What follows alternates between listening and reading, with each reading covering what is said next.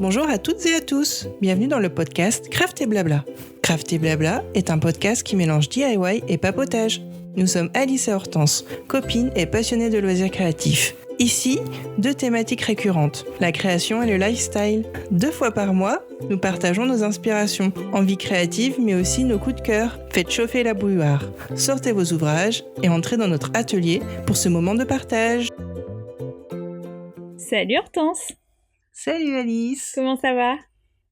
Eh bien, ça va bien. Je suis en vacances ce soir. Ouais, alors, trop bien! Tu vas pouvoir faire une petite pause. Ouais, je pense passer vite, mais ça va faire du bien. Ouais. Déconnecter. C'est clair. Couper le téléphone. Mais ne vous inquiétez pas, même si Hortense est en vacances, il y aura quand même un épisode.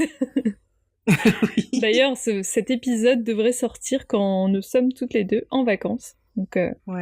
comme ça, c'est parfait. Oui, exactement. Et de quoi on va parler aujourd'hui? Aujourd'hui, on va parler de quelque chose de très important Ouais. dans nos vies, toujours. Ouais. On va parler de comment commencer la couture. Ouais. Alors, on s'est dit qu'on allait faire une nouvelle série d'épisodes qui allait être vraiment centrée sur des disciplines en particulier. Et donc, pour vous aider en fait à démarrer cette activité en question, si vous n'avez pas encore osé passer le pas. Et on va débuter avec la couture, parce que la couture, c'est, je pense, une de nos activités, enfin une de nos premières activités créatives à toutes les deux. On en a aussi fait un peu à l'école.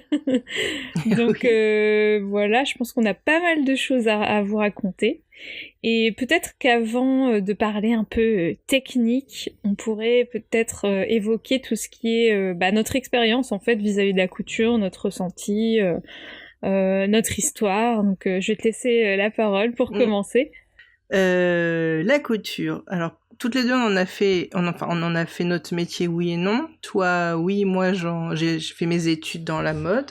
Et avant d'avoir décidé de faire ces études-là, j'ai toujours aimé coudre. Alors, je pense que j'aimais bien farfouiller dans les boîtes à couture et les boîtes à boutons chez ma grand-mère dans le grenier où devait y avoir des vieilles malles, tu vois. Et puis, c'était à acheter, tu vois, c'était pas des choses de valeur. Enfin, du coup, on s'amusait à couper dedans, à coudre des boutons, faire des bêtises. C'était des vêtements qui allaient à la déchetterie après, tu vois, donc c'était pas grave. À l'époque, il y avait pas trop de seconde main, tu vois. Oui, c'est ça. Tu jetais tout. Voilà. C'est ça. Et ma mère cousait pas mal de choses. Elle faisait des dessus de lit, elle rattrapait des rideaux, elle faisait des ourlets de pantalon. Et du coup, sûrement qu'elle avait dû me donner des petits bouts de tissu. Et moi, avec du fil, une aiguille, du coup, je faisais des petites choses, des petits trucs, surtout des petits vêtements pour les Barbie, pour les poupées. C'était sûrement très moche. Je faisais ça aussi avec des mouchoirs, tu vois, que j'assemblais avec une petite aiguille. Et puis, petit à petit, ma mère, elle a dû me montrer comment me servir de la machine. Mais je faisais beaucoup de choses à la main. Je pense que j'avais peur d'utiliser la machine. Ça faisait du bruit, ça faisait un peu peur. Surtout quand on est enfant, ça peut être un peu dangereux. Il faut vraiment être supervisé par un adulte. C'est ça, exactement. Et petit à petit, j'ai fait plein de petites choses en couture. Je me rappelle mes premières œuvres d'art, enfin pas œuvres d'art, mais mes premières trucs, c'était ma mère m'avait acheté du tissu dans une solderie et je faisais des peluches que je rembourrais avec du coton, ou je sais pas, des petites peluches de chat, je brodais des visages, tu sais, des petites moustaches. C'était sûrement très moche. Je sais pas où c'est passé. Ma mère a sûrement jeté ça, mais c'était avec des chaussettes, tu sais, aussi. Je récupérais des vieilles chaussettes. Et puis, voilà. Et puis après, ça m'est un peu pas passé, mais parce que j'aimais toujours autant. Et c'est moi qui réparais les boutons à la maison ou qui faisais les ourlets. Et puis, au bout d'un moment, je me suis dit, bon, je vais peut-être faire ça comme étude, la mode.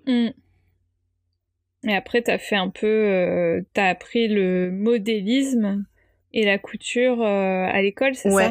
Enfin, en Alors, BTS. ouais, mais moi j'étais plutôt orientée productique après en BTS. Oui. Et j'ai pas fait un CAP couture, j'ai fait un bac technologique option matériaux souples. Ouais. Du coup, voilà, c'est vraiment plus dans la productique que vraiment un CAP couture genre CAP tailleur d'âme, etc. C'est vraiment ouais, en gros, du patronage, quoi. Ouais, ok.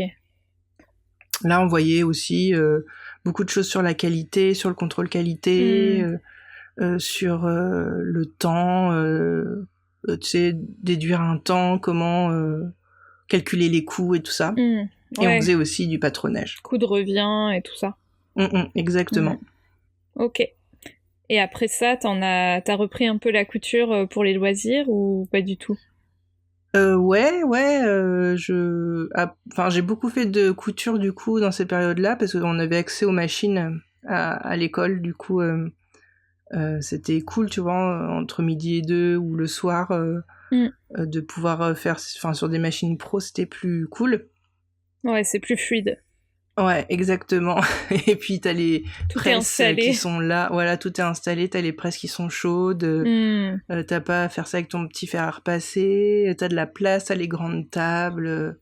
Donc ouais, c'était cool. Après, j'en ai un peu moins fait parce que j'avais pas ma machine à coudre à moi, c'était celle de ma mère. Donc quand j'ai emménagé toute seule, je faisais ça, soit elle me prêtait sa machine, soit voilà, mais ouais, je faisais des petites choses assez simples. Je me suis jamais lancée dans des vêtements très compliqués moi-même parce que je sais pas. Parce que t'avais pas envie. Ouais. En fait, je trouvais toujours que ce que je faisais en vêtements, c'était raté, tu vois. J'étais jamais trop satisfaite à 100% de ce que je faisais.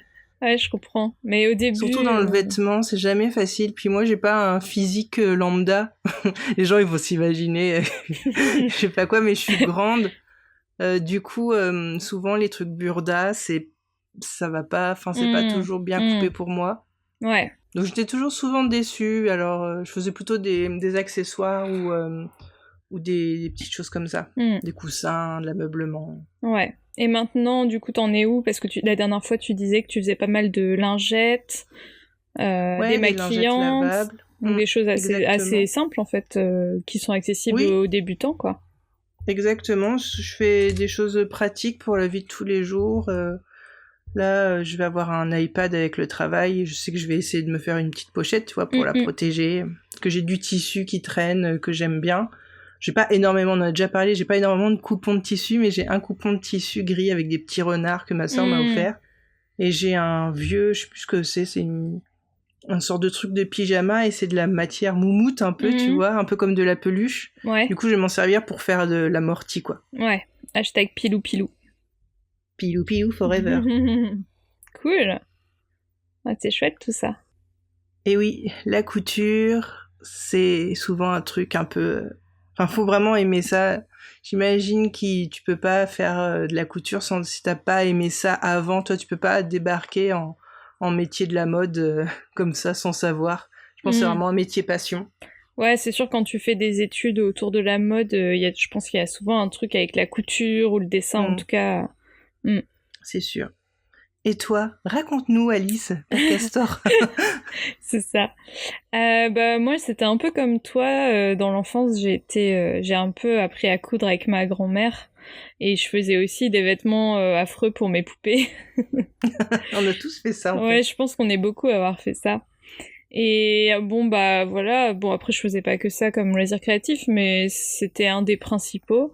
Et quand j'ai fait mes études supérieures, donc en BTS design de mode, on avait également des cours de couture. Alors moi j'ai étudié plutôt le stylisme, mais tu sais, pour qu'on comprenne comment c'est fait un vêtement, fallait qu'on ait quand même, je crois je sais plus si on avait des journées entières de couture, mais on avait au moins 4 heures par semaine, quoi, si ce n'est plus. Et donc là c'était un peu la cata en fait. La première prof que j'ai eue, elle était pas super sympa dans mes souvenirs, mais encore ça allait, j'arrivais à peu près à me débrouiller. Mais je me souviens que c'était un peu, j'ai eu du mal, quand je suis arrivée, je me disais j'ai fait de la couture avec ma grand-mère, ça va aller, mais les machines industrielles c'était pas du tout la même chose, et je me souviens que j'ai un petit peu galéré. En plus, je suis quelqu'un qui apprend assez lentement, qui a besoin d'assimiler les choses. Je suis toujours un peu en retard sur les autres. Et à la fin, je rattrape mon retard et pas j'excelle, mais je deviens vraiment très bonne dans ce que je fais, quoi. Et du coup, ça peut être c'est un peu frustrant. Mais par contre, la deuxième prof que j'ai eue, donc la prof de deuxième année, c'était vraiment une perle. Enfin, elle était hyper pédagogue. Elle m'a appris plein de choses. Et d'ailleurs, je voulais un peu lui rendre hommage dans cet épisode parce qu'elle nous a quittés il y a quelques années et qu'elle a contribué à me faire aimer la couture et les belles finitions. Donc voilà, Madame Doré, on pense à vous. Et en licence, par contre, donc j'ai fait un BTS design de mode et après j'ai fait une licence, donc une 3e année pour me perfectionner dans la mode. Et là, j'ai eu une prof qui me détestait en fait. J'aime pas, tu sais, dire ouais, de toute façon la prof elle m'aimait pas, c'est pour ça que j'ai des mauvaises notes. Mais honnêtement, elle faisait ça que avec moi, tu vois. Et elle avait... Tu me diras en off qui c'était, puisqu'on est allé dans la même école de mode. Ouais, je te dirai. Mais elle avait aucune patience avec moi. Enfin, je me souviens de trucs incroyables. Et pourtant, avec mes copines, ça passait très bien. Enfin, elles ont des super souvenirs d'elle. Mais en fait, je pense que j'ai aussi un côté calme et un peu qui peut être pris pour de la mollesse. Mais en fait, le truc, c'est que la prof, elle était speed et tout, elle avait aucune patience, quoi. Donc, ça m'a un peu écœurée de la couture pendant un long moment, je dois l'avouer. Et puis, j'ai repris un peu plus tard, peut-être, on va dire, quand j'ai emménagé, quand j'ai commencé à rentrer dans le monde professionnel, ou alors quand je suis emménagée à Nantes, enfin bref, un peu plus tard, quelques années plus tard, on va dire. Parce que j'avais vraiment envie de me faire des vêtements qui me plaisaient et j'avais du mal à trouver des pièces fortes dans le commerce qui étaient vraiment très originales. Et donc je suis un peu retournée voir ma grand-mère en mode vas-y on refait des trucs comme à la belle époque. Et puis vas-y mamie, reparti. On va casser le game. C'était trop ça. Et ouais, on a fait des belles pièces, je me souviens. Et depuis, je me suis quand même pas mal perfectionnée, je dois le dire, même si c'est jamais parfait. Mais j'ai quand même une meilleure compréhension du vêtement, des finitions. Enfin, je pense que maintenant, je suis quand même à un niveau moyen plus, tu vois. Je pense que je suis pas non plus arrivée au très bon ni au excellent, mais je me considère comme moyen plus. C'est bien, t'as le droit. Du coup, avec tout ça, comment on va procéder ? Déjà, on va vous dire pourquoi vous devriez commencer la couture. C'est ça. Donc les avantages de commencer la couture.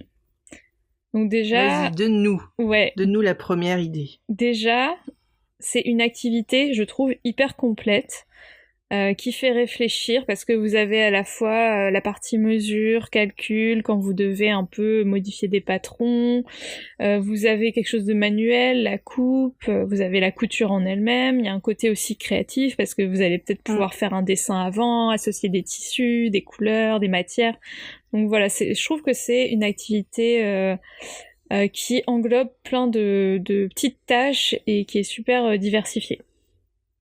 Ouais, ça développe plein de compétences. Enfin, ça développe des compétences ou ça permet d'utiliser des compétences qu'on pense inutiles, comme par exemple ce qu'on apprend en maths au collège, c'est ça. Pythagore, tout ça. Donc ouais, il y a des petits calculs en fait qui permettent, comme calculer une surface. Quelle est la deuxième raison pour laquelle on devrait commencer la couture ? Faire le plein d'objets utiles que vous ne trouverez pas dans le commerce.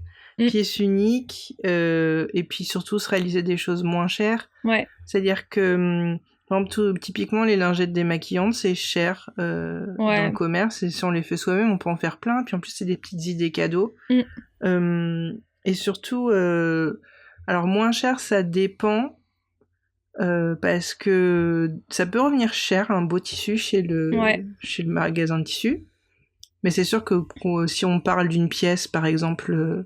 je sais pas, une grande pièce de marque Sandro ou comptoir des cotonniers, des choses comme ça. Si on trouve un tissu qui ressemble, voilà, bah, du coup, ce sera forcément moins cher. C'est vrai que si vous comparez avec du kiabi, là, ça coûtera plus cher, c'est sûr. C'est ça. Mais au moins, c'est vous qui gérez vos finitions, vous pouvez rajouter des choses. En fait, c'est modulable et c'est ça qui est cool. Ouais.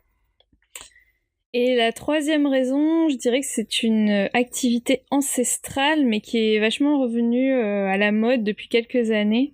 Et il y a vraiment une communauté incroyable, notamment sur Instagram, où les personnes qui cousent, alias les cousettes, montrent leur création. Et je trouve ça ouvre au partage, en fait, et je trouve ça super. Ouais, j'ai vu plein de fois sur YouTube passer des vidéos avec le titre, c'était je couds pendant 1 an tous mes vêtements. Oui. Bah, et elles font le bilan, c'est trop chouette parce que du coup elles achètent rien et elles vont repérer en magasin, tu vois, elles disent ah j'aime bien ce petit top, je vais essayer de le refaire et ça c'est trop cool. Ouais, carrément. Ah, faut que je regarde ça, ce genre de vidéos qui peuvent grave me plaire. Ouais, c'est clair. Est-ce que tu vois d'autres avantages ? Non, je pense qu'on a fait le tour. Enfin, c'est toujours. Mais comme, en fait, c'est pour tous les loisirs créatifs, c'est agréable de faire des choses soi-même. Ouais. Et se dire, non c'est seulement moi qui l'ai fait.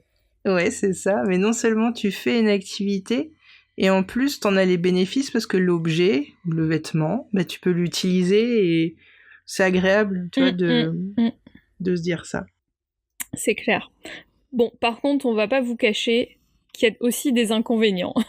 Oui, il y a aussi les problèmes dus à la couture qui sont, enfin, je trouve particulièrement dans tous les loisirs créatifs, tu vois, il y a des inconvénients, mais là, c'est vrai que dans la couture, faut quand même le dire, ça prend du temps. Ouais, ça prend énormément de temps. Faut vous caler une demi-journée ou une journée si vous voulez vraiment avancer.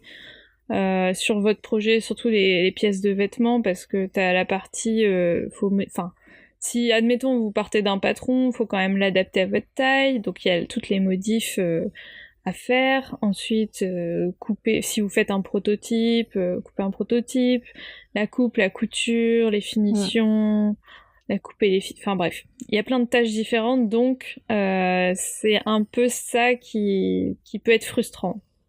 Et c'est exponentielle, surtout si on parle d'un vêtement. Ouais. Parce que une lingette démaquillante, par exemple, c'est un carré de 10 par 10 d'une matière éponge et d'une matière qui vous plaît, voilà, un tissu, une petite popeline de coton. Bon, ben vous faites un essai, vous voyez que 10 cm par 10, ça vous plaît, bon. Mais avec le vêtement, c'est pas tout à fait pareil, il y a beaucoup d'étapes et de tâches... de mesures, de je fais, je défais, je refais, ah non c'était mieux avant, je dois recouper, et ça peut faire peur. Ouais, je me souviens quand je me suis cousu un manteau, je crois que c'était en 2019 il me semble, j'y ai passé des mois en fait à travailler dessus tous les week-ends. Donc je pense que j'ai bien mis 4, je pense au moins 4 mois. Donc, du coup, ça m'étonne pas. C'était très très long, il y avait beaucoup de pièces différentes. Comme je voulais que ce soit un manteau qui maille bien quand même, il y avait des modifs à faire, j'ai fait une toile, enfin très long, très très long. Je sais pas si je referai. Aussi, il faut de la patience. Inconvénient, je dirais, parce que c'est vrai que le fait que ça prenne du temps, ça arrive souvent de faire des petites erreurs, donc tu découds, donc voilà, faut être quand même assez patient, quoi. Ça peut vite agacer. Ouais. Tu te dis, je l'ai fait 3 fois, cette pièce, c'est chiant, c'est ça, faut que je refasse. Puis après, on laisse tomber et en fait, faut juste... je pense que si on part du constat que ça peut être long et que voilà, je pense que ça passe mieux, alors que c'est vrai que quelqu'un qui commence, qui dit, tiens, je vais faire ça, qui voit, il peut vite se décourager. Ouais. Donc il faut être patient. Au début, ça peut être frustrant de faire des petites pièces. On peut avoir envie de faire un manteau, comme tu disais. Mais il n'y a rien de pire pour se dégoûter. Donc je crois que je l'avais noté plus bas sur le fil conducteur, mais c'est vrai qu'il faut commencer étape par étape. Ouais, tu l'as noté pour après, pas se dégoûter. Faire des petites choses. Rien que au début, refaire l'ourlet d'un pantalon. Ouais. Je voulais rajouter aussi un autre inconvénient qu'on n'a pas mis. Oui. Ça prend un peu de place. Oui. C'est plus facile quand on a une pièce dédiée pour les loisirs créatifs, mais c'est pas toujours possible. Et à partir du moment où on se dit je vais faire de la couture, il faut au moins une grande table, quoi. Ouais. Plus la place pour mettre la table à repasser. Ouais. Et une place pour ranger sa machine, parce que ça prend quand même un petit peu de place. Ouais. Le tissu, le matériel. Mais d'ailleurs, on va parler des astuces, tips qu'on peut un peu vous donner. Et justement, tu parlais de commencer par des petites choses, des choses simples, pour pas être déçu. Ouais, des choses où il n'y a pas énormément déjà de découpes difficiles. Donc typiquement tout ce qui va être lingette démaquillante. Tout ce qui est à base de rectangle en fait. Oui, rectangle carré. Donc tote bag, lingette démaquillante, des serviettes de table. Ouais. Des nappes, des torchons, des dessus de lit. Quand vous avez maîtrisé l'ourlet droit, tout va bien. Housse de coussin, pochette. Par rapport aux vêtements, je te rejoins sur le fait d'éviter de commencer par un vêtement. Si à un moment donné vous vous sentez assez rodé sur les rectangles, partir plutôt sur une jupe. Moi, c'est le premier vêtement que j'ai réalisé en études, une jupe droite. Voilà, assez simple. La grosse difficulté, on va dire, ça va être la pose du zip. Mais sinon, c'est pas très difficile, quoi. Puis après, si vous faites de la couture pour vous, si vous avez des enfants, franchement, ça marche peut-être mieux avec les petites filles. Mais les petites robes, les petites jupes pour enfants, ça nécessite pas grand-chose. Souvent, une petite jupe pour enfants, c'est du tissu, un élastique et rouler jeunesse. Ouais, c'est ça. Tout ce qui est élastiqué, c'est pas si compliqué que ça de poser un élastique. Puis tout de suite, ça rend quelque chose, quoi. Ouais, et t'as tout de suite une pièce, c'est clair. Une autre astuce. Prendre des cours. Vous allez dire, mais... Waouh. Elles sont nunuches. Astuce de fou. Mais en fait, prendre des cours ou regarder des tutos sur YouTube, des DIY sur Pinterest, mais du coup, ça peut vous aider à comprendre des fois des choses. Quand vous faites si vous voulez faire un patron burda, des fois, les explications, bon, c'est un peu lunaire, mais en fait, de le voir en vidéo ou prendre un cours avec une personne qui donne des cours de couture, en fait, je trouve ça plus parlant. Ouais. Et ça peut vraiment vous décoincer sur plein de choses. Comprendre une logique aussi, la logique de la couture aussi, parce que des fois, il y a des choses, des pièces, on te dit assemble comme ça, mais tu visualises pas comment ça va être à la finale, t'arrives pas à te dire mais comment ça se fait que si je le retourne, ça va faire ça. Enfin, je sais que après c'est en se trompant que tu comprends comment c'était foutu, mais je trouve que les tutos, ça aide bien pour ça, surtout les vidéos. Ouais. Et en effet, t'as aussi sans se dire c'est un cours, mais plutôt un atelier, tu sais, dans les boutiques spécialisées, genre Mondial Tissu, t'as des petits ateliers comme ça. Eux, ils ont tout ce qu'il faut. Parfois, c'est un peu cher, mais au moins, encore une fois, t'achètes pas des trucs alors que tu vas pas t'en servir après parce que ça se trouve, ça va pas te plaire. Enfin, exactement. Ça peut être intéressant. Et du coup... Dernier tips. Ouais, ne vous mettez pas la rate au courbouillon. Au courbouillon. Ne vous mettez pas la pression. Rater, c'est apprendre. Exactement. Faire et défaire, ça peut être frustrant. Mais finalement, c'est hyper important de se tromper et d'essayer. Et puis après, vous serez les pros de la montage de braguettes. C'est ça. C'est ça. Bon, on va passer au matériel qu'il faut absolument avoir quand on débute. Je pense que ça vous fera comme ça un petit aperçu du kit de la petite couturière ou du petit couturier. Exact. Donc, pour commencer, je pense que le plus important, c'est la machine à coudre. Non, sans blague. C'est la base, quoi. Ouais, parce que faire à la main... pour des petites choses, j'imagine, voilà, quand j'étais enfant, moi je faisais des petits vêtements de poupée à la main, tout ça. Oui, c'est ça. Mais vraiment une machine, Ça vous fait gagner du temps, c'est plus propre, c'est plus solide également. Ouais. Moi, j'ai une petite machine de chez Lidl, elle est à moins de 80 €, je pense que ça devait être 76 €. Ouais. Ça fait le job. Pour l'instant, elle a toujours très bien marché. J'ai jamais eu de soucis. Elle est dure à mettre la canette, en revanche. Après, peut-être qu'ils ont changé le modèle depuis. Mais sinon, RAS, à part peut-être éviter de coudre des matières trop épaisses. Par exemple, un ourlet de jean, faut y aller doucement, quoi. Ouais, c'est ça. Bah, en fait, les machines à coudre Lidl, guettez un peu de temps en temps parce que c'est très connu. Enfin, ils font des opérations et enfin, les gens se les arrachent un peu, quoi. Mais oui. Mais moi, je me rappelle quand j'avais acheté la mienne, c'était la folie. Mais genre, je suis arrivée sur le parking du Lidl, je voulais arriver à l'ouverture. Sachez que Lidl, ça ouvre super tôt. Oui. Mais je vais devoir me lever super tôt. J'ai dû me lever à 7h du matin, parce que le magasin ouvrait à 8h30 ou peut-être 8h. Et il y avait, sans déconner, 20 personnes devant le magasin. Ah non, mais c'est un truc de fou. Et en fait, l'avantage de ces machines, c'est qu'elles sont vraiment pas chères et la qualité est pas mal, surtout quand on débute. Après, comme tu dis, je pense qu'il y a des petits défauts. Mais franchement, pour débuter, c'est le top. Après, moi, je sais que j'ai commencé avec une Singer électronique.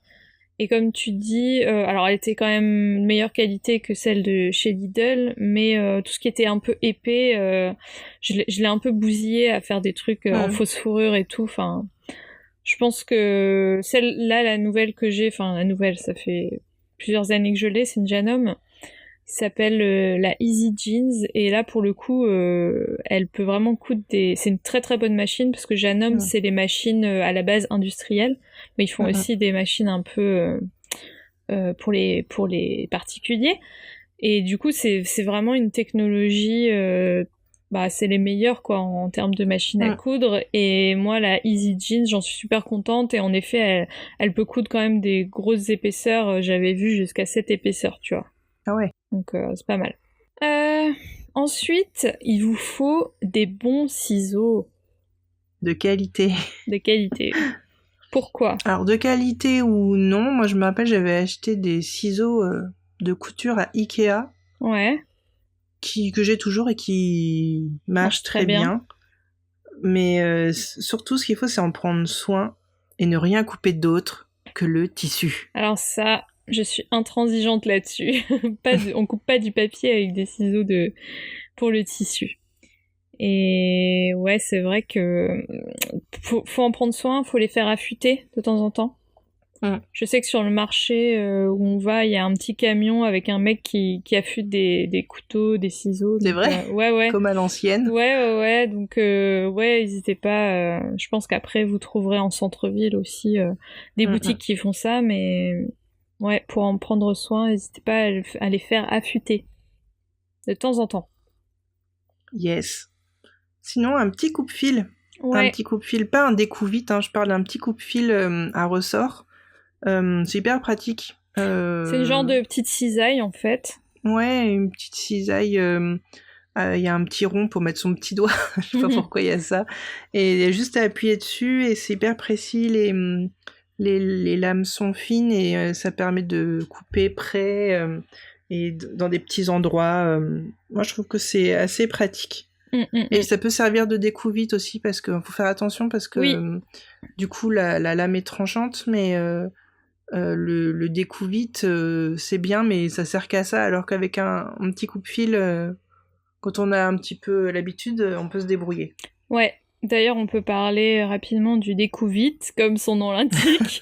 Ça vous aide à découdre vite, enfin bon, vous passerez plus de temps j'imagine à découdre qu'à coudre, mais c'est quand même un outil qui reste pratique à avoir dans sa trousse de couture, quoi. Qui est un peu dangereux.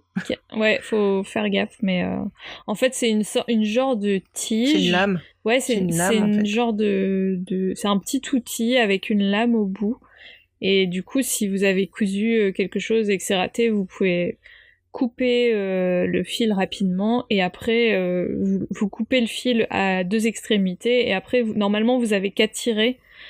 Mais je sais pas, moi ça rate toujours, c'est toujours trop serré mon poing, du coup je suis toujours obligée de couper plein de petits bouts pour tout enlever quoi. On peut vous recommander d'avoir une grande table aussi.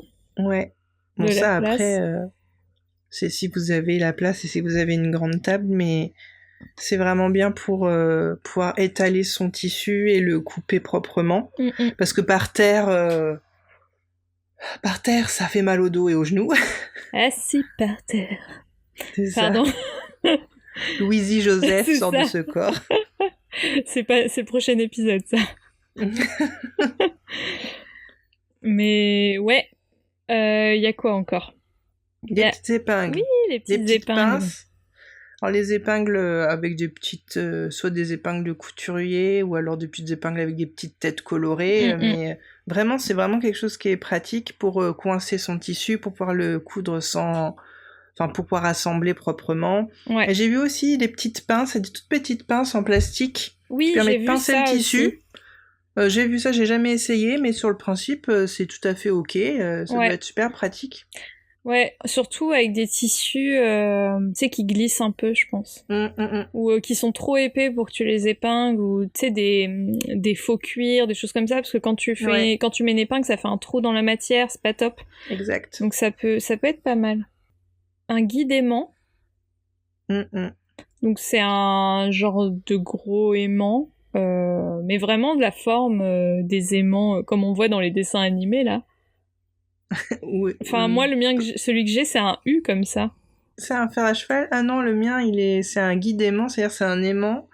Ça, on vous mettra des photos avec tout ce petit matériel, une jolie petite photo. Et c'est un aimant avec une partie où t'as comme 2 petites ailettes en métal et ça te permet de faire glisser le tissu. Tu la cales sur ta machine, comme ça tu sais que ton tissu, il est à, disons, 3 cm de ton aiguille. Ah, c'est ça dont tu parlais. Mais non, moi j'ai jamais eu ça. Aimant. Moi j'ai un aimant, mais en fait c'est pour ramasser les épingles. Avec le guide aimant, tu peux ramasser aussi tes épingles. Parce que, on va pas se mentir, ramasser les épingles c'est chiant. Et t'en fais toujours tomber quand tu couds par terre. Donc, Puis t'en retrouves planté dans ton chausson. C'est ça. C'est chiant. Non, mais je connaissais pas, tu vois. Bah, tu vois, on apprend encore des trucs. Hein. Et pour finir, dis-moi... Le mètre à ruban. Vous savez, ces fameux mètres super longs qu'on met autour du cou. C'est indispensable si tu veux vérifier que c'est bon, t'as bien cousu ta couture à la bonne mesure. Après, tu peux aussi te servir de règles, de réglés, d'équerre pour tout ce qui va être tracé, pour dessiner les patrons. Mais le plus important, je pense, c'est le mètre à ruban quand même de toujours l'avoir sous la main pour checker les coutures, quoi. Exact. Tu n'as pas parlé des réglés et des règles? Ouais, alors les réglés et les règles, c'est plus pour moi le réglé, donc c'est une petite règle en métal qui fait 1 cm sur, je pense que ça doit faire 20 cm, un truc comme ça. Il y en a des plus longs, mais c'est vraiment très fin en largeur. Et ça permet de vérifier tout de suite tout ce qui est couture, enfin la taille de vos coutures. Mais après, tout ce qui est règles, ça va être plus pour tracer les patrons. Et tu peux aussi avoir des perroquets, ça c'est des règles, mais avec des arrondis en fait, pour tracer tout ce qui va être les emmanchures. Il y a quoi d'arrondi? Les parties un peu sur les hanches, les courbes, voilà. Donc ça, c'est un peu plus le matériel de dessin, entre guillemets, quoi. Dessin technique. Donc bien sûr, tout ça, ça se trouve en mercerie. Et n'hésitez pas à regarder si vous pouvez trouver ça d'occasion, parce que bon, ça mange pas de pain de vérifier. Dans les recycleries, il y a toujours un coin couture, ouais. tricot, il y a souvent plein de choses. Voilà, j'espère qu'on n'a rien oublié en termes de matériel. Après, y a tout ce qui va englober la machine à coudre en elle-même, mais je pense que ça pourrait faire l'objet d'un épisode vraiment, choisir ses aiguilles, choisir sa machine à coudre. Je pense que ça, c'est vraiment là on est plus trop on débute, donc on va rester Exact. là-dessus. Sur le basique. Ouais. Ensuite, la partie super fun. Choisir ses tissus. Oui, parce que vous allez avoir affaire à... Voilà, une fois que vous avez décidé du projet que vous voulez faire, quel tissu choisir? Ouais, c'est hyper important de réfléchir à ça parce que chaque tissu ne va pas avec chaque modèle c'est ça. que vous allez vouloir coudre. Ouais. Et ça, je pense que tu t'en prends conscience en études de mode. Ouais. Tu dis, ah, j'adore ce tissu. Et là, quand tu sais, tu dis, oh, mais ça fera jamais un pyjama. Non, c'est ça. Donc, du coup, ouais, c'est important de savoir reconnaître les tissus. Mais après, c'est vrai que si vous débutez, c'est bien de demander conseil à une vendeuse dans un magasin de tissus. En général, elles sont calées. Ouais, clairement. Donc, il y a, pour commencer, le non tissé. Ouais. Qu'on appelle aussi tissu aggloméré. Ouais. En fait, on appelle ça non tissé ou tissu aggloméré parce que ce sont des fibres textiles qui sont projetées sur une surface, en fait, et donc enduits d'une colle ou d'un produit. Et en fait, en séchant, ça se décolle, un peu comme la technique pour faire du papier, en fait, tout simplement. Oui, c'est ça. C'est du bois mélangé qui est laissé sécher, puis ça fait une feuille de papier. Là, c'est exactement le même principe. Donc ça, en général, on s'en sert pour faire des doublures. C'est aussi la matière du thermocollant. Ouais. On s'en sert pas mal pour de la décoration. Par exemple, le papier crépon, c'est aussi, par exemple, du non tissé. Oui, c'est vrai. Tout ce qui est bâche tu sais, les professionnels, ils impriment des bâches comme ça. Souvent, ça peut être du non tissé aussi. C'est pas un textile qui est de qualité qu'on peut utiliser vraiment pour refaire des produits finis, mais c'est quelque chose qui aide à la couture, donc par exemple le thermocollant. La ouate. Ah oui, la ouatine, tout ce qui va être rembourrage. Exact. Ouais. Ensuite, on a comme type de tissu, enfin comme type de textile, le chêne et trame ou le tissé. Enfin, il n'y a pas vraiment d'autres mots. Voilà, c'est tissé. Vous avez un fil de trame qui est horizontal et un fil de chêne qui est vertical. Et en fait, c'est fabriqué sur des métiers à tisser. Donc ces tissus-là, c'est en général, qu'est-ce qu'on peut faire avec? Bah, des robes, des blouses, le jean, c'est du tissé. Les chemises aussi, c'est du chêne et trame. Donc voilà, tout ce qui va être vêtements qui ont un certain tombé, on va dire, qui vont être assez rigides entre guillemets, en opposition à tout ce qui va être plutôt mou en maille, quoi. Exactement. Parlons de la maille. Ouais. La maille, en fait, c'est tout simplement un tricot. Donc, si vous avez déjà fait du tricot, vous voyez, on voit bien les mailles, en fait, parce que on le voit de près, c'est gros, le fil est très gros. Et dites-vous que tout ce qui est maille, donc tout ce qui va être t-shirt, sweat, ou tout ce qui est en jersey, souvent les pyjamas. Les vêtements de sport aussi, ouais, voilà. Les bodys pour les bébés. Les petites culottes en coton, voilà. C'est souvent c'est de la maille, et donc c'est souvent du jersey. Du coup, c'est du tricot, mais fait avec un fil très très fin. Et si vous zoomez très fort une matière jersey, vous allez voir que c'est du tricot, en fait, tout simplement. Ouais, c'est vraiment enchevêtré, en fait. Les mailles sont enchevêtrées les unes dans les autres, quoi. Et petit spoil alerte, avec ce genre de machine, on ne peut pas, enfin ce genre de tissu jersey, on ne peut pas utiliser de machine conventionnelle. Ouais. Il nous faut une surjeteuse. Ça, on en parlera peut-être dans un autre épisode, c'est autre chose encore. Ouais. Après, ça se fait. Ça se fait, mais c'est moins joli. Ouais, c'est moins propre. Et puis le dernier type, c'est tout ce qui va être dentelle et tulle. En fait, c'est un peu à part parce que c'est plutôt...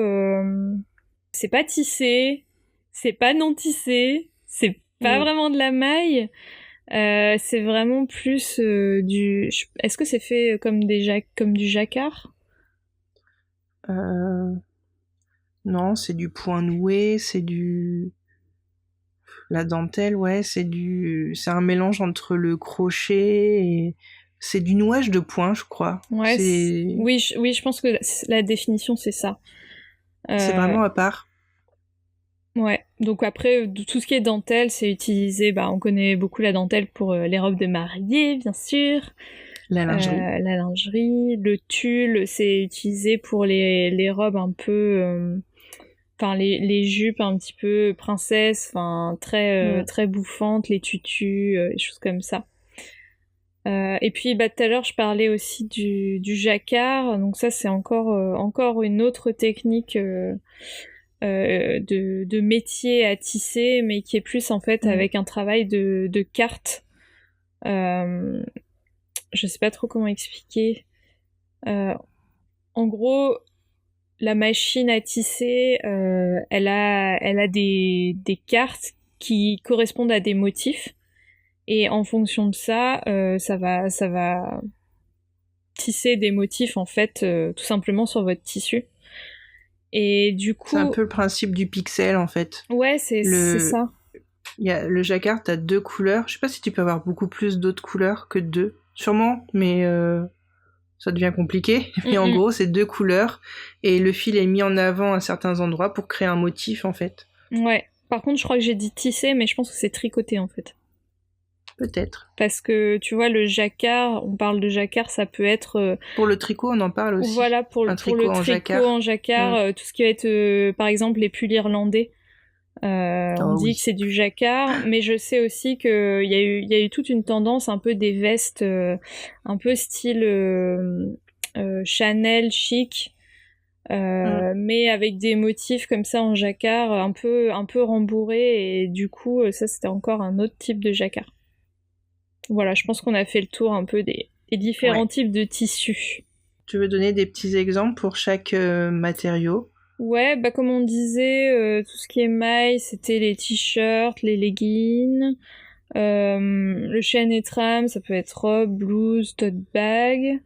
En fait, y a plein d'utilisations différentes, mais je pense que c'est aussi un ressenti, tu vois, tu vois bien que un t-shirt, tu vas pas le faire en chaîne et trame, ça, c'est trop droit, quoi, c'est trop rigide, faut quelque chose qui épouse le corps, donc ça vient assez naturellement, en fait, ça vous l'apprendrez au fur et à mesure, et bien sûr, les vendeuses de tissus vont vous aider, vont vous diriger vers les bonnes matières à prendre au début, quoi.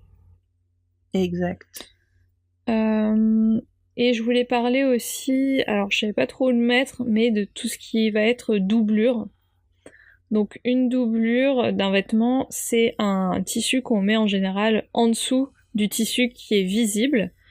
Et souvent ça sert soit à rigidifier le tout, soit d'éviter que ce soit transparent. Par exemple, une robe avec un tissu un peu flou, un peu vaporeux en chaîne et trame. Voilà, c'est quand même bien de mettre une doublure en dessous parce que sinon on va un peu voir votre culotte, quoi. Ça amène aussi une jolie finition, comme ça on voit pas les coutures intérieures d'une veste. Oui. Et ça peut être... Ça fait un peu de la propreté, quoi. Ouais, c'est ça. Et la doublure peut être en chaîne et trame ou en maille. Maintenant, on va parler un petit peu de tout ce qui est fibre et appellation. Là, c'était un peu la partie... voilà, c'est un peu la partie technique. Mais je pense que c'est important de distinguer les deux dans le sens où une appellation et une fibre, c'est différent. La fibre, ça va être vraiment tout ce qui est... d'où vient... Enfin, le matériau en fait de base qui constitue votre tissu. Je sais pas si je suis claire. Moi j'ai compris, mais je connais le topo. Ouais. En gros, ouais, il y a trois sortes de fibres pour faire un fil et pour faire du coup un tissu. C'est ça. Le premier type de fibre, c'est la fibre naturelle. Donc ça va être tout ce qui vient soit de l'animal, soit du végétal. Le coton, le chanvre, le lin, le bambou, voilà, tous ces types de fibres, en fait, ça vient soit d'une plante, soit d'un petit animal qui a été exploité. Oui. Par exemple... Je pense pas qu'ils donnent volontairement leur fourrure, mais par exemple le mouton, le petit mouton, le mouton ne souffre pas.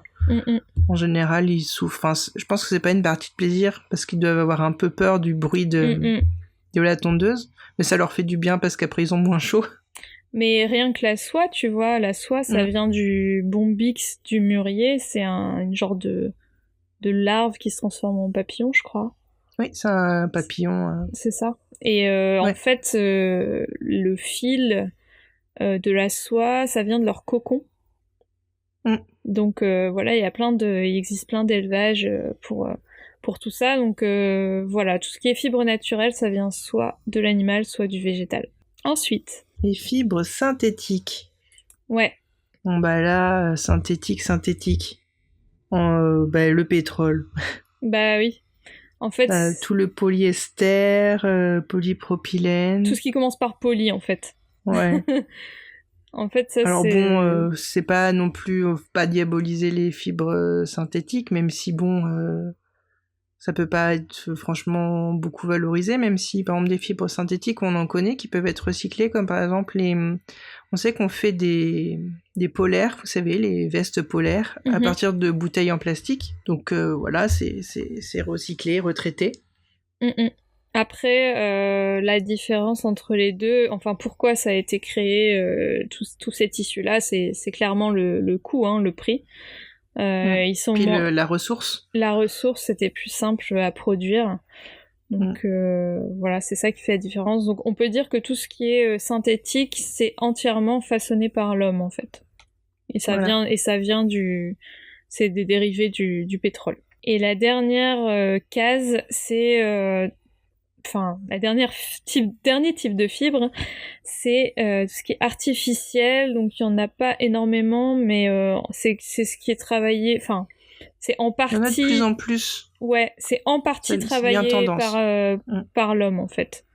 Et notamment la viscose, je crois que tout ce qui est amiante aussi. La laine de verre, la laine de roche. Voilà. Tout ça. Donc la viscose, c'est des déchets de bois qui sont, je pense, bouillis, réduits vraiment en pâte, auxquels on amène des matières du coup vraiment synthétiques comme des résines ou de la colle, et en fait tout ça est mélangé. Ça permet de faire une matière qui peut être étirée et qui crée des fils. Du coup c'est extrudé, enfin c'est comme quand vous mettez de la pâte à modeler dans un truc pour faire des serpentins, là tu sais, t'appuies puis ça sort le serpentin, en fait c'est le même principe. Et du coup en séchant, ça crée une fibre, et la fibre après elle est filée pour faire un fil, et après avec ce fil on fait du tissu. Alors il y a des avantages aux fibres artificielles, c'est que on peut créer des fibres très douces, en exemple la viscose, je sais pas si vous avez déjà eu des foulards en viscose, c'est chaud et c'est doux et c'est assez chaud. Tout ce qui est fibres de bambou, les nouvelles matières un peu, les matières aussi microfibres, ça vient, c'est artificiel. Donc c'est un peu moins pire que le synthétique, on va dire, mais c'est quand même, voilà, il y a quand même du dérivé chimique à l'intérieur. Ouais. Bon, clairement, aujourd'hui, la tendance, elle est aux matières naturelles, issues de plantes, quoi. Enfin, issues du végétal. Tout ce qui est lin, chanvre, bambou, c'est hyper tendance. Clairement, on est sur une qualité qui est quand même meilleure en plus, donc les gens reviennent beaucoup à ça, je trouve.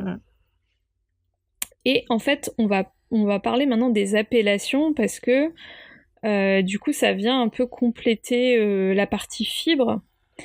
Tout ce qui est appellation, en fait, c'est soit des types de tissage, soit des types de tricot, en fait c'est la façon dont c'est tissé ou tricoté, il existe des appellations. Donc par exemple, le jersey. Le jersey, c'est un type de tricot, c'est comme le tricot de vos grands-mères, mais en tout petit. Il y a la toile, il y a le serger. Le serger, c'est une toile, mais où il y a un espèce de dessin en diagonale, qui fait des lignes en diagonale. Il y a le satin, et en fait, l'idée, c'est qu'on associe une fibre à une appellation. Donc par exemple, vous allez entendre des appellations du style jersey de bambou, toile de coton, satin de polyester. En fait, vous voyez, c'est vraiment accolé l'un à l'autre pour qu'on comprenne en quoi est fait le tissu et comment il est structuré en fait. Ouais, quelqu'un comme nous qui sommes professionnels dans le milieu. C'est vrai que si on me dit satin de polyester, je vois tout de suite, et c'est une matière qu'on va retrouver pour doubler des vestes par exemple. Jersey de bambou, c'est typiquement pour faire des lingettes démaquillantes ou des choses comme ça. C'est vachement utilisé dans le vêtement enfant. Ouais, c'est tout doux et c'est souple, extensible. Et puis la toile de coton, voilà, on sait qu'une toile, c'est quelque chose de plus rigide. Ouais. Petit encart sur tout ce qui va être dimension d'un tissu. C'est un peu la partie lexique, je me suis dit que c'était important d'en parler. Quand vous achetez un tissu, en général, c'est coupé, ça vient d'un rouleau. Et en fait, vous avez la longueur et la largeur. En fait, la largeur du rouleau, souvent, ça s'appelle... Enfin, c'est pas souvent, ça s'appelle la lèse. Et les bords du tissu, ça s'appelle la lisière. Donc, en général, ils sont bien finis. Vous voyez, c'est pas effiloché comme le bas de votre tissu où c'est là que la vendeuse a coupé, en fait, pour que vous ayez votre métrage. Donc, à savoir qu'il y a différentes tailles de lèse. Alors, je sais pas, il y a 150, 165, ça peut être il y a souvent du 140. 140. Donc, ça dépend, en fait, du fournisseur, tout simplement. Souvent, l'ameublement, ça peut être un peu plus grand. Ouais. Parce qu'il y a besoin de plus de largeur. Forcément, c'est des choses plus grandes. Ouais. Donc, ça peut être important quand vous achetez votre tissu de savoir de combien est la lèse, parce qu'en fonction de ça, vous allez prendre plus ou moins de métrage, quoi. Bon, voilà pour la partie un peu technique. J'espère que ça vous aura aidé à comprendre un peu comment tout ce qui est tissu, ça fonctionne, parce que je pense que, le tissu, c'est un peu le cœur, quoi, de la couture. C'est vraiment le matériau de base, quoi. J'espère que vous êtes toujours là, que vous n'avez pas lâché. On va passer à nos conseils finaux, les à faire, à ne pas faire. Do and don't pour les bilingues. Vas-y, commence. C'est ton argument préféré, ça. Surtout, achetez du bon fil. N'achetez pas... Alors, pour le coup, commencez avec une machine à coudre Lidl. Ok. Mais n'achetez pas leur fil, là, dans des boîtes en plastique, sans marque, de toutes les couleurs, à 10 balles. Je sais même pas combien ça coûte que dalle. Alors, vous pouvez utiliser ce fil pour la couture à la main, mais... n'utilisez surtout pas ce fil pour vos machines à coudre, ça les bousille. Je parle d'expérience. Moi, les marques que je recommande, c'est Gutermann et Melter, qu'on trouve en mercerie. D'accord. Moi, je l'utilise dans ma machine Lidl, alors peut-être que c'est fait pour. Mais c'est certainement, très certainement. Deuxième petit doux. Du coup, prenez votre temps, vraiment prendre son temps. Des fois, on se dit « Ah, j'ai mon dimanche après-midi, là, je veux finir mon chemisier, je veux faire mon chemisier. » Non. Dites-vous que, voilà, si vous avez votre après-midi, je sais pas, ça représente 5 heures dans votre journée, vous ferez ce que vous aurez le temps de faire, et puis vous ferez la prochaine fois, parce que sinon... parce que se presser en couture, c'est faire des finitions moins bien, ou faire des petits accros, des petits trucs, et puis après, vous serez déçus, donc prenez votre temps. Ouais. Faites étape par étape. C'est super important. Et d'ailleurs, vous pouvez écouter notre épisode Organiser son année créative où on vous donne tous les tips pour organiser un projet et répartir le temps et les étapes. Exactement. Programmer, voilà, c'est planifier. Ça peut être, par exemple, vous faites un chemisier. Bon, telle date, j'ai mon dimanche après-midi, je vais couper mon tissu, parce que j'ai mon patronage. La fois d'après, je vais monter les manches, je vais les faire bien propres, je vais faire des jolies boutonnières pour s'il y a des poignets, par exemple. Après, il va y avoir des étapes avant ça, je vous donne des choses au hasard, mais telle date, je fais mon col. Le col, c'est très important à faire. Ça peut prendre une après-midi pour faire un beau col. Donc voilà, et vous faites petit à petit, puis peut-être que le dernier dimanche, vous allez tout assembler, vos manches, votre col, votre dos, votre devant, et voilà.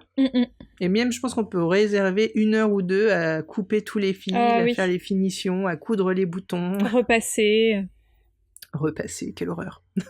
C'est clair. Il faut le faire. C'est clair. Essayez la matière avant de se lancer, c'est-à-dire vous coupez un petit bout de la matière que vous avez achetée et vous faites des essais. Vous essayez de voir si l'aiguille que vous avez choisie pour la machine, elle fait pas trop de gros trous. Vous essayez de voir si ça fait pas des boucles au niveau des fils, donc ça veut dire qu'il y a un problème de tension. Vous essayez de coudre surtout sur 2 épaisseurs parce que vous allez vouloir assembler. Et c'est important de faire ça, un petit test, un petit guide avant de vraiment coudre la pièce, quoi. Ouais, d'appréhender la matière, parce que si vous voulez coudre par exemple tout simplement de la popeline de coton, ce qui est on va dire le textile de base, le chêne et trame coton, tout bête, et essayer de coudre après de la soie, ça s'appréhende pas du tout de la même façon, ça glisse plus sous la machine, c'est plus fragile. Donc il faut vraiment que vous fassiez des essais, et des fois il suffit simplement par exemple la soie c'est vraiment particulier, mais des fois il suffit de bien repasser son tissu ou de rajouter un thermocollant pour que ce soit plus épais ou autre. Ouais, c'est ça. Donc il faut faire des essais. C'est ça. Et d'ailleurs je vais rajouter un petit truc. Ouais. Toujours avant de commencer, quand vous achetez votre tissu, il faut le laver avant. Oui. Vous le lavez à la machine, un programme normal, et vous le laissez sécher. C'est pour ça que il va rétrécir de toute façon. C'est comme ça, si vous faites un vêtement, le tissu sera déjà rétréci, alors que si vous lavez après, ça va rétrécir. Ouais. Donc c'est pour ça que souvent les vêtements bas de gamme dans les grandes enseignes, ils rétrécissent parce qu'en fait le tissu n'est pas lavé. Donc vous pouvez le laver, le repasser, et après vous coupez vos pièces dans votre tissu. Ouais. Parce que si vous le faites après, en fait, ça va faire un peu des vrilles au niveau des coutures. Ouais, c'est pas très joli, quoi. Ensuite, ne pensez pas prendre 20 minutes par-ci par-là pour faire de la couture, ce qu'on disait plus haut. Ouais. En fait, la couture, il faut vraiment déjà rien que sortir tout son matériel et le ranger, ça prend un temps fou. Donc il faut vraiment vous lancer sur une grande plage horaire, parce que en 20 minutes, une fois que t'as tout sorti, t'as pas fait grand chose et puis t'as l'impression que t'avances pas. Je pense que c'est vrai, et que c'est vrai que ça peut être un peu frustrant, mais je suis complètement d'accord. Après, si vous avez 20 minutes, par exemple, si c'est 20 minutes, vous avez des boutons à coudre sur un chemisier, en 20 minutes, vous allez faire 5 boutons, voilà. Mais si c'est des tâches comme la coupe ou peut-être de l'assemblage de grands morceaux, comme pour un vêtement qui est grand, un pantalon par exemple, 20 minutes, ça passe vite. Ouais. Ok. On peut pas tout laisser en plan comme ça. Votre conjoint va vous étriper. Oui, on ne veut pas ça. On veut la paix des ménages. Ouais. Ok, je pense que ça fait pas mal de petites astuces. Bien sûr, on va pas vous recommander un tuto en particulier, parce que sur YouTube, il y a plein de tutos, de choses très simples. Les couleurs. On vous a donné déjà pas mal de pistes d'objets à faire pour démarrer, donc je pense que voilà, ça vous aidera. Par contre, moi j'avais noté quelques recos, notamment des bouquins. Donc je vais vous parler de 3 livres qui m'ont qui m'aident encore beaucoup dans la couture. Donc le premier, ça s'appelle Couture à la machine, 50 techniques, et c'est Kate Exel qui l'a écrit. Comment elle s'appelle déjà? Redis-moi. Kate Exel. Exel. Je sais pas. On mettra dans les notes de l'émission, comme toujours. Et c'est chez Dessin et Tautra, pour les éditions. En fait, c'est un livre qui répertorie plein de techniques dont on trouve pas forcément les détails dans les patrons. Par exemple, faire une boutonnière ou ce genre de choses, mais vraiment, en gros, t'as une double page, une technique, t'as des photos, t'as des croquis, donc c'est hyper bien fait. Et franchement, j'utilise très souvent. D'accord. Ensuite, un peu dans le même style, t'as la couture de A à Z en 100 leçons aux éditions ESI, et là c'est un peu le même principe, t'as moins d'images, mais en fait il t'explique les différents types de manches, les différents types de cols, les différentes finitions, comment poser un zip, donc c'est aussi sur une partie, une page, une technique. Ouais, c'est bien. Et après, un petit outsider, c'est le grand manuel de la couture facile par Burda. Donc c'est un livre que j'ai récupéré de chez ma grand-mère qui date, je crois, des années 90. Donc les looks sont très datés. Là c'est plutôt des patrons dedans et les explications. Mais au niveau des modèles, c'est quand même très bien expliqué. Et en plus, il détaille bien. Il y a toute une partie technique à la fin. Donc je sais que dedans, j'ai fait les premiers trucs que j'ai fait, c'est les peignoirs, parce que c'est assez facile à faire. C'est facile à faire un peignoir, ouais. Du coup, je me suis fait moi, du coup, je l'ai fait dans une matière un peu soyeuse. Du coup, ça fait un peu kimono. Et j'en ai fait un à mon mari dans un nid d'abeilles. Vous savez, c'est une matière qui fait un peu bain. Ça fait un peu comme des chic, comme des carrés, quoi. Ouais. C'est très chic en fait, en général, ça fait vraiment... ça fait spa un peu comme matière, je trouve. Ouais, et il est trop beau. Par contre, tu vois, comparé à la matière éponge, c'est une matière qui se repasse, sinon ça devient vite moche. Ouais, c'est ça. Donc, c'est 3 livres que je recommande. Je pense qu'ils doivent être trouvables. Le premier, c'est sûr qu'il est trouvable facilement parce qu'il est assez récent. Les 2 autres, peut-être un peu moins, peut-être plus d'occasion. Après, pour vous recommander un peu des patrons de couture, je dirais que Burda, c'est les plus connus. Ça, vous en trouvez super facilement dans les merceries. Après, il y a aussi... Dans les magasins de tissus. De presse. Aussi des magazines Burda. Oui, ils ont leur propre magazine. Il y a Direndo, qui est assez célèbre maintenant, très tendance. Et puis, il y a les patrons de Make My Lemonade aussi, qui sont sympas.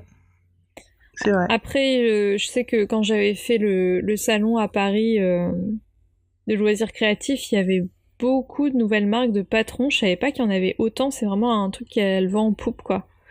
Donc, je peux pas vraiment vous recommander les nouvelles marques parce que je les ai pas expérimentées. Mais n'hésitez pas à vous renseigner. Et sinon, on regardera peut-être pour faire une petite sélection sur Insta. Ouais, on partagera tout ça. Ouais. Après, sur Instagram, justement, vous pouvez suivre le hashtag CoutureAddict. Moi, c'est le hashtag que je suis pour voir plein de projets couture et je trouve vraiment satisfaisant en termes de contenu. Et n'hésitez pas à l'utiliser aussi pour montrer vos créations aux autres. Et dernière petite reco, c'est un blog, c'est le blog Rose Capsule, qui est vraiment top pour les débutants et qui montre plein de techniques, de tutos pour vous aider aussi, choisir votre machine, choisir votre tissu. Donc voilà, ça détaille un petit peu ce dont nous on a parlé pendant cette petite heure, cette grosse heure. Exact. Voilà. Je sais pas écoute, là, je crois qu'on a été assez complète. Ouais, je pense. Voilà, j'espère que ça vous aidera à commencer la couture. Honnêtement, c'est vraiment, c'est quand même un loisir créatif très satisfaisant. Surtout quand tu commences à faire tes vêtements et tu dis ouais, c'est moi qui l'ai fait. Oui, exact. c'est vrai que c'est cool. Et puis en plus, la couture, ça permet, enfin, même si on parle pas de créer un vêtement, mais ne serait-ce que le customiser ou le remettre à sa taille, ouais, c'est ça, ou le modifier, en fait, déjà c'est vachement cool pour le développement durable. Ouais, carrément. Mais ouais, en fait, ça permet de, enfin, c'est assez dans la tendance, dans le fait où on essaye de pas acheter, et plutôt de transformer, de réutiliser, et c'est super cool. Ouais, carrément.